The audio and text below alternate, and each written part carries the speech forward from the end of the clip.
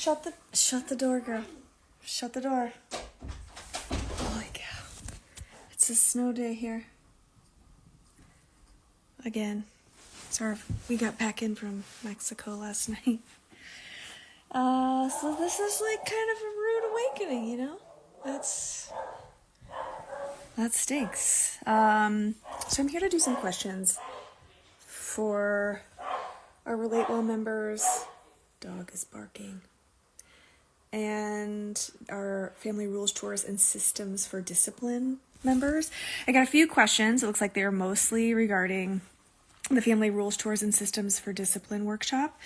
So how do you respond when siblings say, you should get a card for that, and want to also police behavior and dole out cards? So if you don't like that, make a rule for it. Make a rule for it. I think we have a rule for policing in there somewhere. And if not, this is the great thing about the system. Like, you're the parent, you get to make the rules. So mind your business. Like, it's not your business. If you don't want cards, I would suggest minding your business. Second question is, when you are away from home and someone breaks a rule, how would you respond? Just when we get home, we need to look up how many cards you get. So, and also they want pointers on how to remember. So we have lists in our phone, just like we use a reminders list. It's shared with my husband, it's shared with myself, and it just says like the initials of our kids and cards. So like B cards, K cards, T cards. And we just keep track of whatever rule was broken. We kind of like know the rules. But the rules for me are in Google Drive, and that's what's shared with you when you do the workshop. You get access to the Google document where you can make a copy and then edit those rules for yourself. And so I have Google Drive on my phone. So if I need to, I can just open the family rules on my phone to get clear about what that rule is. And I just put the rule that was broken. We look up the cards when we get home, and so there's always a list, and then once they're done, the lists in reminders can have a check. So we just boop it and it disappears. Okay. We have been using the card system and the chore allowance system for a 9 and 6-year-old, working well for 9-year-old, the main one I need it for. The problem is they draw cards that need supervision, run laps around the backyard, but they miscount if I'm not watching, do jumping jacks, but they stop at 20 and argue like I counted wrong. The cleaning they do sucks. And so they get things done in 2 minutes. So it's taking my valuable time in the evenings, usually cooking dinner and watching the 3-year-old to stop, check their work, make them do things again, etc., etc. So as with any behavior modification, whether we're talking about potty training when they were tiny, sleep training, hopefully when they were tiny, it's going to be more work in the beginning than it is in the long run. And the more consistent you are in the beginning, the more learning happens in the beginning, and then the easier it's going to get quicker. So I suggest starting this on a long weekend, maybe. Like, think about it just like you did potty training. You would start potty training on a Tuesday. You would start potty training, oh, we have this long weekend coming up, so we'll start this then. So if you think it's going to be more work, which all behavior modification is, in the beginning, start it when you have the time to be consistent and when you have the supports in place to be consistent. So maybe not when your spouse is out of town, or, just like when you have time and more supports in place. So she says this is working, it just takes a lot of work. You can also amend the cards, and I think checking their work and having them do it again, the more you do that in the beginning, the more they're just going to do it right moving forward. And there is a learning curve with a lot of that stuff. So yeah, it will, even if they go read for 20 minutes, they could just be in their room messing around and say, I did read. If you don't believe them, sometimes my kids will take their book into their room to read for 20 minutes and end up reading for 60. That's when it's awesome. But if they're okay, I'm done, and you don't believe them, be like, cool, show me where you started and tell me where it ended, and flip to a page, read a sentence, and be like, tell me about what happened to this character. Yeah, it doesn't really seem like you read it. If you did, you didn't retain it. You might have to read it again. Here, let's start at this page, and we'll try it again.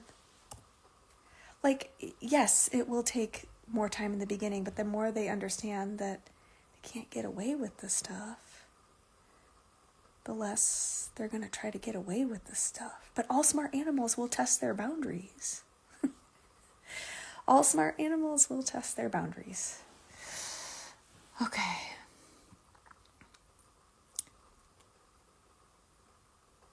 Man, we had 3 questions.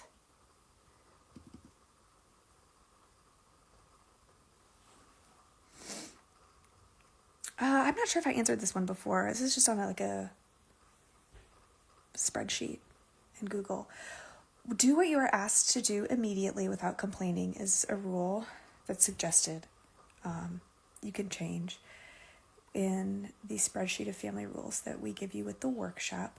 How has this played out? I tried this last night with my 6-year-old and he just kept drawing cards. He still wouldn't get up and do what I asked. How long does this game go on? You keep asking and they keep acquiring. If all smart animals will test their boundaries. I think in the beginning, especially when you start using this, it's like they're gonna test. They're gonna be like, how many cards is she gonna give me? But yeah, until they finish. And there are times when, like, yes, I will go and go and go and go. And somebody, especially this happened in the beginning, they might accrue like a gazillion cards. But when they have physiologically calmed down and we can talk about it, I might work out a deal with them. Look, like that, I don't want you to have to do 50 cards. Do you want to do 50 cards? Okay, so next time, all you got to do to not get 50 cards is just do what I ask. Or if you can't do what I ask in that moment because you're too angry, you could say, I'm really angry and I need to walk away. Like, give them a couple options, right? Like if they're pissed in the moment and they can't calm down, we don't want them to keep engaging when their brain is in reverse and we're asking them to be in first gear. Like, also give them a to-do for that. Like, if you're too angry, then you can also say, like, I need to walk away. But then come back and do the thing that you were asked. So it's like then doing the thing you're asked and the cards.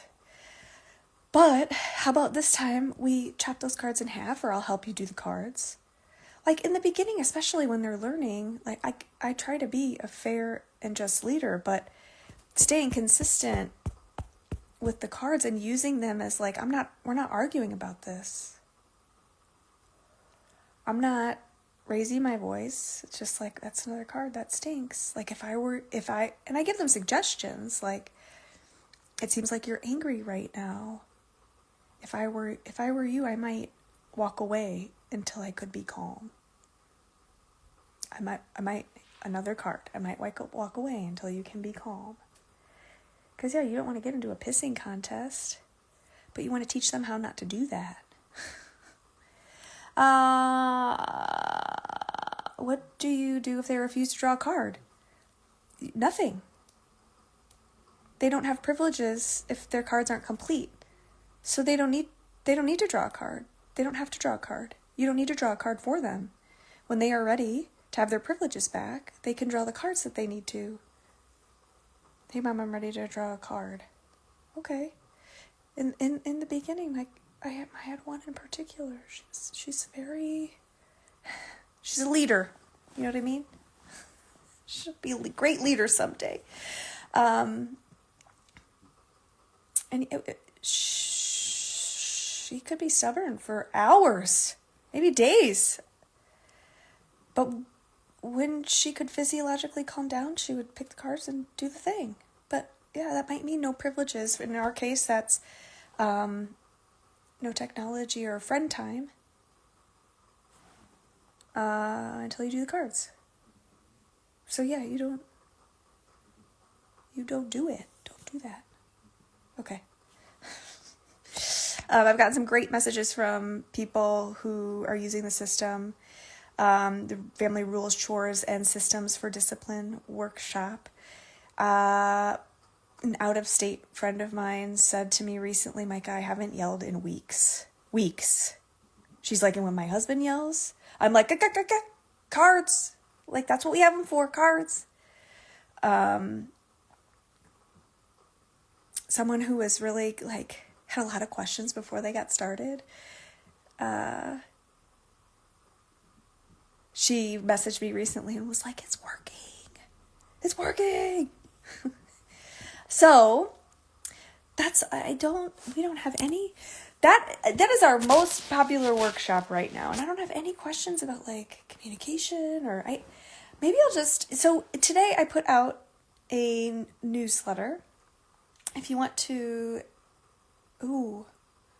later today, if you want to read that newsletter, go to www.micahross.com/newsletter or comment newsletter here and we'll send it to you. But I wrote a newsletter about how what I see a lot in terms of communication, why people end up in my office is, it's not that they're communicating poorly, it's that they're just not communicating. They're not communicating because they don't know what they should communicate about. They're not checking in. They're not evaluating or assessing or talking about like, is this working? Is this not working? What needs to shift and change? There's not communicating. So that's one of the things I see as, the biggest source of resentment and frustration and irritation and not being on the same page and not feeling like a priority and not feeling connected is that people aren't making time to communicate. And like, I'll ask people like, so how did you all decide like who does what around the house? Because they're somehow expressing frustration about that. So I'll say, well, how did you guys decide who does what? And they're inevitably 99% of people are like, well, we didn't decide. We didn't talk about that. And I'm like, okay. Like, I wonder how we're off track then. That's really interesting. Like, you would not have in any well-oiled company that is successful, I guarantee you there's meetings, there's roles, there's departments. And running a household and family there's a lot. There's a lot of roles, there's a lot of departments, finance, parenting, household, sex life, big decisions. Like that relationship, your marriage has to bear the weight of so many things that all the relationships in the rest of your life just don't have to bear the weight of. So yeah, we don't want that to be a source of irritation, frustration, or we want to be on the same page. But how do you communicate about that without it going south? I think that's what a lot of people are confused about, or they don't feel confident about getting from anger, frustration, irritation to a resolution quickly, so they avoid tough conversations. And that is what the Learn How to Fight course workshop is all about. It's 3 modules, and you can find it in our workshop section of the website. So, the newsletter today, we talked about the podcast, though. The podcast is How to Talk About It. Because I hear a lot, we didn't talk about that. We don't talk about that. We don't talk about it. No. So I have a podcast, How to Talk About It. Okay? So let me know what questions you have. If you're in the Relate Well membership or the Learn How to Fight workshop, if you're in the Relate Well membership or the Family Rules, Chores, and Systems for Discipline workshop, you have access to our Q&A form where you can send us Qs and we will answer them. I will answer them every other Wednesday at 1. All right, guys. I will talk to you soon. Thanks for joining.